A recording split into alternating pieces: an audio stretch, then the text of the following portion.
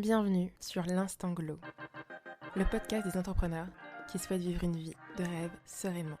Je suis Monique, naturopathe et sophrologue, spécialisée pour les entrepreneurs qui souhaitent une meilleure gestion de leur énergie pour elles et leur business.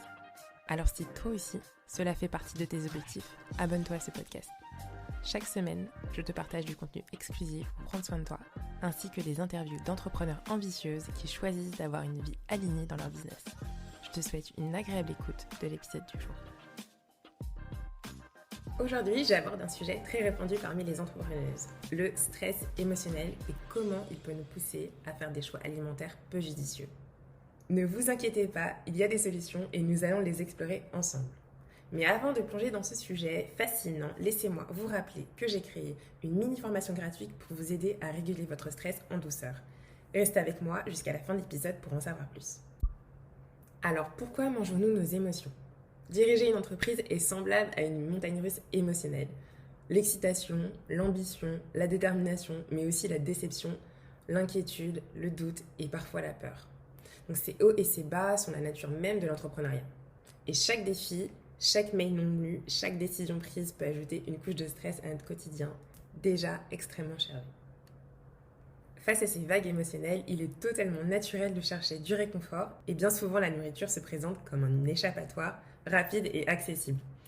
Un morceau de chocolat par ici, une petite gourmandise par là, avant que nous nous rendions compte que toutes ces petites douceurs deviennent une réponse automatique et systématique à tous nos tracas. Mais la question essentielle, c'est d'où vient cette compulsion ? Pourquoi la nourriture et pas autre chose ?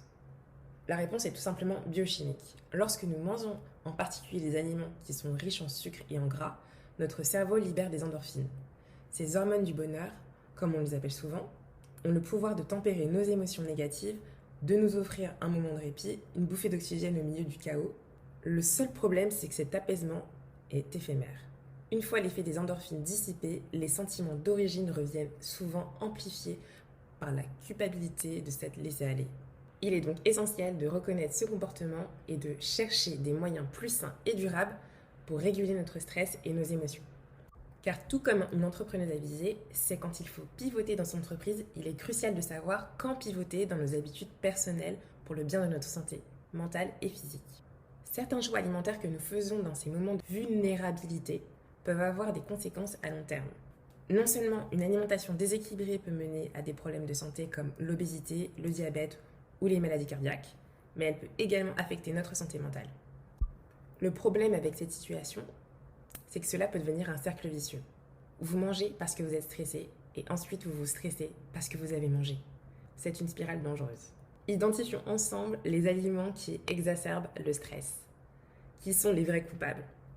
Le sucre, les aliments frits, la caféine, l'alcool, la liste est extrêmement longue. Ce sont des types d'aliments et de boissons que nous cherchons souvent lorsque nous sommes stressés. Mais malheureusement, ces aliments ne font qu'aggraver notre état. La caféine et le sucre, par exemple, peuvent provoquer des pics et des chutes de notre niveau d'énergie, ce qui accentue votre stress. Maintenant, passons aux bonnes nouvelles. Vous avez sans doute entendu parler des aliments qui nous rassurent dans nos moments de blues. Mais saviez-vous qu'il existe toute une panoplie d'aliments qui ont le pouvoir non seulement de réconforter, mais également de combattre activement le stress ? Prenons par exemple les bananes. Ces fruits ne sont pas seulement délicieux dans un smoothie ou sur une tartine, ils sont bourrés de vitamine B6 qui est essentielle pour la production de neurotransmetteurs qui régulent l'humeur, comme la sérotonine. Et que dire des épinards ? Ces feuilles vertes ne sont pas seulement pour Popeye, elles sont riches en magnésium, elles jouent un rôle clé dans la régulation de notre humeur. Le magnésium, souvent appelé le minéral anti-stress, peut également aider à détendre les muscles, à améliorer le sommeil, et à nous soutenir globalement plus sereinement et moins stressés.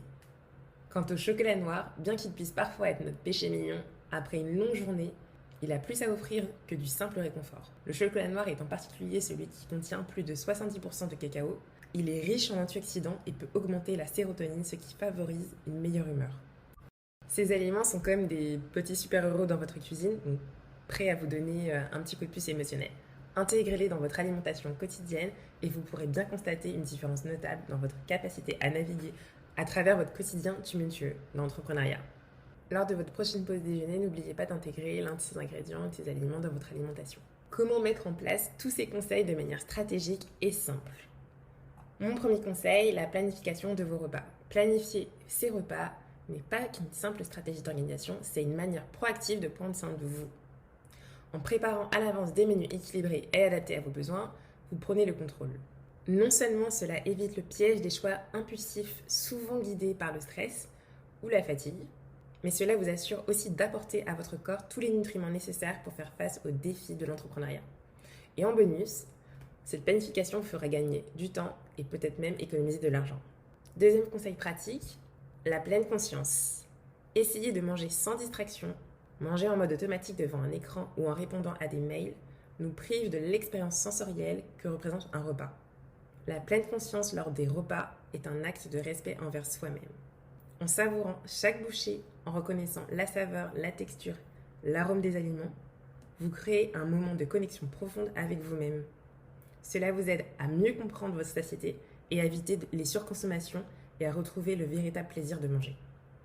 Une autre astuce non alimentaire et indispensable pour réguler votre stress, le sport bien sûr. C'est un excellent exutoire pour le stress. Mais il n'est pas toujours nécessaire d'enfiler ses baskets pour courir 10 km. Parfois, la simplicité d'une marche en plein air de quelques minutes, quelques étirements matinaux ou une simple session de yoga peut transformer votre humeur et votre énergie. Le mouvement libère des endorphines, ces hormones du bonheur qui vous rechargent et vous revitalisent. Alors n'attendez pas, offrez-vous ces moments pour souffler, réfléchir et surtout vous reconnecter à votre physique et votre mental. En résumé, la relation entre le stress et l'alimentation est très complexe, mais il est tout à fait possible de le gérer. À vous de choisir si votre prochaine pause sera un moment de stress supplémentaire ou une pause bien-être qui nourrit votre corps et votre esprit. Nous arrivons à la fin de cet épisode, très riche en informations. N'oubliez pas de vous inscrire à ma mini-formation gratuite pour réguler votre stress en douceur. Elle complète parfaitement tout ce que nous avons parlé aujourd'hui. Vous trouverez le lien dans la description de cet épisode. Je vous dis à la semaine prochaine pour un nouvel épisode. Prenez soin de vous et n'oubliez pas que vous avez le pouvoir de changer votre vie, un choix à la fois. Très bonne journée.